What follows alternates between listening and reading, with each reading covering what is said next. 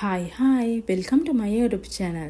ඉතින් මේ තියෙන්නේ මම සවේ බබාව ගෙන්න හොස්පිටල් එකට ගියපු දවස. ඉතින් මේ කට්ටිය මේ ඉන්නේ ලේබ් රූම් එකේ ඉස්සරහා. මොකද ඒ වෙලේ මාව ලේබ් රූම් එකට අරගෙන තිබ්බේ. මට කියන්න තියෙන්නේ කළු කොල්ලෙක් වෙලා ලස්සන කොල්ලෙක් වෙලා එන්න කියලා. ඔයාලට මොකද්ද කියන්න තියෙන්නේ වගේ පුතා වෙනුවෙන්? මොකද්ද කියන්නේ? බලන්න ඉන්න තවනේ.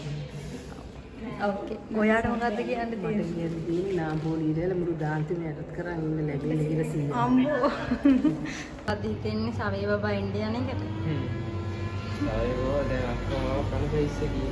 අක්කා කන සයිස් එකේ ඉන්නේ.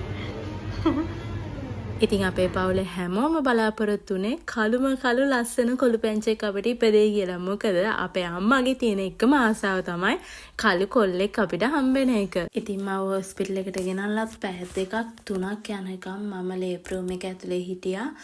ඉතින් ඒ අතරතුර වෙච්ච සිදුවීම් තමයි ඉතින් මේ තියෙන්නේ. ඔන්න ඉතින් මේ අවස්ථාවේ අපේ සවේ බබා ඇවිල්ලා. නර්ස් එළියට ඇවිල්ලා අපේ අම්මලාට කිව්වට අපේ අම්මට නම් තේරලා තිබ්බේ නෑ. ඉතින් අපේ සවේ බබාව ඒගොල්ලෝ අරන් ගියා. ඒගොල්ලෝ ඇඳුම් මාරු කරගෙන ඒව කරගෙන එන්න.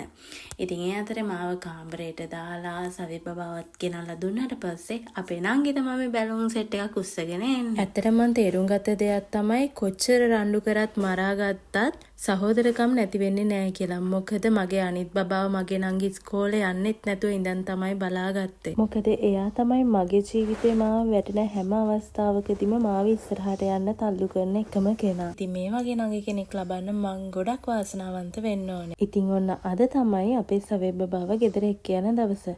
මොකද අපිට දවස් 4-5ක් හොස්පිටල් එකේ ඉන්න ඕන. මොකද සවේ බබා ටිකක් අහ වුණා. ඉතින් අපි බබාව ගන්න කලින් මුලින්ම අපි බබාව නීඩෝ එකට දෙන්න ඕන. ඉතින් එතනින් එයාලා බබාව චෙක් කරලා තමයි අපිට ආපස්සට දෙන්නේ.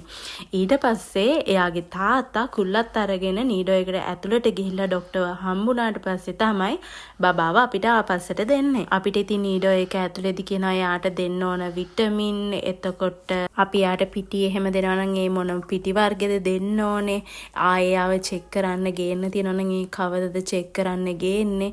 ඒ වගේ ගොඩක් දේවල් කියලා දීලා තමයි අපිට බබාවත් දීලා එළියට එවන්නේ. ආව සපේ බබා හම්බෙන්න යනකොට ගොඩක් මහතුණා පේනවා නේද නිකන් අලබෝලයක් වගේ ඉන්නේ මම තමයි. අපි හිතුවේම එමි බබා සවේරියට අකමැති වෙයි කියලා. ඒ වුණාට එමි බබා සවේව දැක්ක වෙලේ ඉඳලා එයාගේ මල්ලිට එයා පුදුම ආදරයක් තමයි පෙන්නුවේ. කාටවත් සවේ බබාව අල්ලන්නවත් දුන්නේ නෑ ඉතින්. ඉතින් මේ තමයි අපේ එමි බබයි එයාගේ මල්ලි පපා එක්ක ගෙදර යන වෙලාව.